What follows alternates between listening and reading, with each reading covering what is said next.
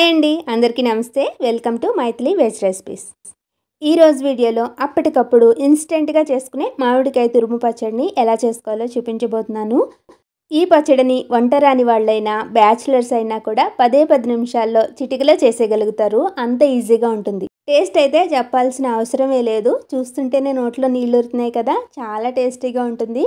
మరి లేట్ చేయకుండా నోరూరించే ఈ పచ్చడిని ఎలా చేసుకోవాలో ఇప్పుడు చూసేద్దాం.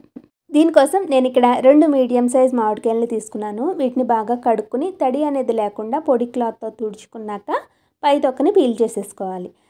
తర్వాత ఇలా తురుముకునే దాన్ని తీసుకుని మీకు ఇలా మీడియం సైజ్ తురుము కావాలి అనుకుంటే దీంతో తీసుకోవచ్చు. ఇంకొంచెం పెద్ద సైజు కావాలనుకుంటే పెద్ద సైజులో కూడా తురుముకోవచ్చు. నేనైతే మీడియం సైజులో ఉన్న దాంతో మామిడికాయ తురుమును తీసుకుంటున్నాను. ఇలా మొత్తం తురుము పెట్టుకున్న తర్వాత పాన్లోకి 1 కప్పు వరకు ఆయిల్ని వేసుకోవాలి. ఆయిల్ కొద్దిగా వేడెక్కిన తర్వాత 1 స్పూన్ ఆవాలు వేసుకుని ఆవాలు చిటపటమన్నాక కొద్దిగా పసుపు ఇంగువని వేసుకుని స్టవ్ ఫ్లేమ్ని ఆఫ్ చేసేసుకోవాలి. ఆయిల్ అనేది పచ్చడిలో వేయడానికి బాగా చల్లారిపోవాలి. ఈలోగా మనం మామిడికాయ తురుము ఎంత ఉందనేది కొలుచుకుని తీసుకుందాం. నేను ఇక్కడ ఏ కప్పుతోటైతే ఆయిల్ని పోసుకున్నానో అదే కప్పుతోటి మిగతా వాటన్నింటినీ కూడా మెజర్ చేసుకుంటున్నాను. నాకు మామిడికాయ తురుము అనేది 3 కప్పుల వరకు వచ్చింది.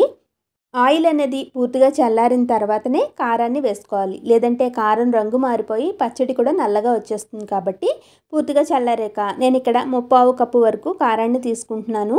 నేను తీసుకున్న కాయలు అనేవి అంత పుల్లగా లేవు కాబట్టి 3/4 కప్పు కారాన్ని, 1/4 కప్పు ఉప్పుని, 1 స్పూన్ వరకు మెంతి పొడిని వేసుకున్నాను. ఇవన్నీ కూడా ఆయిల్లో బాగా కలిపిన తర్వాత ఆయిల్ని మనం మామిడికాయ తురుములోకి వేసుకుని ఒకసారి అంతా బాగా కలుపుకోవాలి. అంతేనండి, మామిడికాయ తురుము పచ్చడి రెడీ అయిపోయింది. జస్ట్ 10 నిమిషాల్లో ఎంత ఈజీగా చేసేసుకున్నామో కదా. దీన్ని ఆలస్యం చేయకుండా వేడి అన్నంలో కొద్దిగా నెయ్యి వేసుకుని కలుపుకుని తినేయడమే. తర్వాత రోజుకైతే ఈ పచ్చడి బాగా ఊరి ఇంకా టేస్టీగా ఉంటుంది. ఇంగు వాసనతోటి పులుపు కారం అన్నీ కూడా కరెక్ట్గా సెట్ అవుతాయి. ఒకవేళ సాల్ట్ కనుక సరిపోకపోతే అడ్జస్ట్ చేసుకుని వేసుకోవాలి. నేను తీసుకున్న మామిడికాయ మరీ అంత పుల్లగా లేదు కాబట్టి ఈ కొలతలతో చేసుకున్నాను. ఒకవేళ మీరు తీసుకునే మామిడికాయ పుల్లగా ఉంటే మాత్రం కారాన్ని ఉప్పుని అడ్జస్ట్ చేసుకుని వేసుకోండి. ఇలా చేసుకున్న పచ్చడి మనకి సాల్ట్ కనుక సరిపోతే 1 వీక్ వరకు ఉంటుంది. అదే ఫ్రిడ్జ్లో పెట్టుకున్నామంటే 15 రోజుల పైనే స్టోర్ చేసుకోవచ్చు. రైస్ ఉడికేలోగా చిటికలో చేసేసుకుని ఈ పచ్చడిని మీరు తప్పకుండా మీ ఇంట్లో ట్రై చేసి మీకు ఎలా కుదిరిందో నాతో కింద కామెంట్ బాక్స్లో మీ ఫీడ్బ్యాక్ని తెలియచేయడం మర్చిపోకండి. ఈ వీడియో కనుక మీకు నచ్చితే తప్పకుండా లైక్ చేసి మీ ఫ్రెండ్స్ రిలేటివ్స్ అందరితోనూ షేర్ చేయండి.